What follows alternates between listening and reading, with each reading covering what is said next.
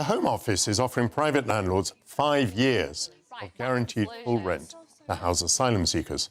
The contractor Serco is reportedly looking for property owners, investors and agents with properties in the northwest and the Midlands and the east of England. Last year, in the United Kingdom, 84,200 applications for asylum were made, which related to 108,100 individuals, the highest annual number of applications and applicants ever recorded. I wonder, should we be emulating Denmark, whose supposedly zero refugee policy has cut the asylum figures?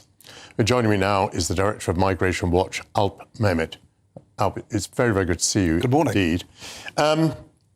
Is there any novelty in being offered 5-year deals? At the very least, it suggests that the government is not optimistic about getting on top of the illegal migration problem. That's more important, I think. Serco, a number of other companies have been involved in providing accommodation for years, frankly, and done very nicely out of it. So, you know, why wouldn't they? But it's more the fact that there's greater pressure on housing, there's greater pressure, the unfairness of it all, that there are people who are waiting for homes, really, and have been waiting a long time.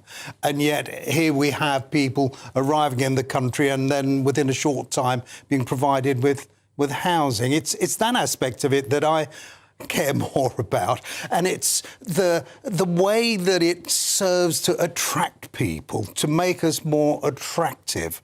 There's nothing about refusing illegal migrants. There's nothing about holding on to them, removing them. It's all about how to make my life more comfortable for them. Of course they're going to continue coming.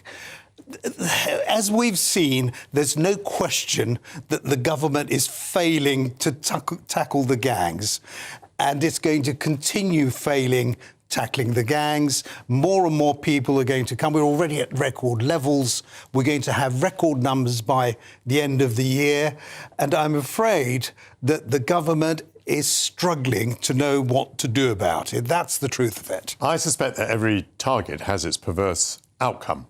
And so if you target the hotel bill, if you say we're spending far too much money on hotel bills and it's cheaper to put people into houses, well, yes, that may well be the case, so they may reduce the budget. But actually the impact upon the population will be greater if people move out of hotels and into houses. Absolutely. It's shifting really the responsibility for housing migrants to the local authorities. The local authorities are struggling to meet the demands that are now being shunted onto them. The Home Office, it's all very well to say, oh, there are fewer hotels. Note, however, that they're not actually saying there are fewer people in hotels. There are fewer hotels. Yes. They're in fact... and I think the money they're spending on hotels is going down, isn't it? It is going down, so they say. I'd like to see the final figures. I mean, obviously, it's much cheaper to put someone per night into a house where you pay a 5-year rent than it is to put them into a hotel. Can I just ask you something about Denmark? I'll tell you what struck me about Denmark. However successful their policies are being, they have a left-of-centre government at the moment. They seem to have pretty much a political consensus. A minister was quoted as saying, I'm left-of-centre, therefore, of course, I'm concerned about immigration, because immigration affects working-class people, ordinary people, the people that I represent. The middle classes and the upper classes are largely immune to the impact of immigration. I thought that was such an interesting comment. Well, it's something that Nigel Farage has noted, of course. And there are parts of the Conservative Party that are now saying, yes, of course, you know, we've got to do something about it because of the impact on those at the lower end of the earnings scale, on those whose circumstances are rather more difficult than most, and certainly the people who are running our government at the moment, who have lost sight of the fact of what the impact of out-of-control not only illegal migration, but legal migration too.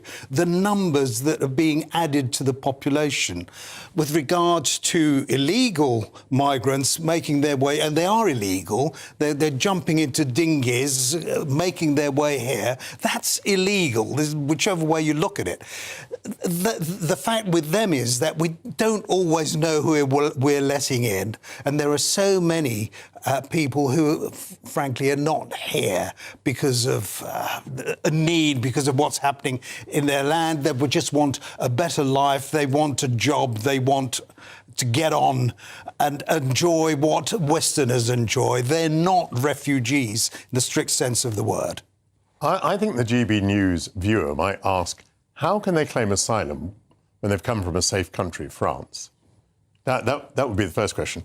And secondly, if they are illegal migrants, why are they not arrested for the illegality of their act? What are the answers to those two questions?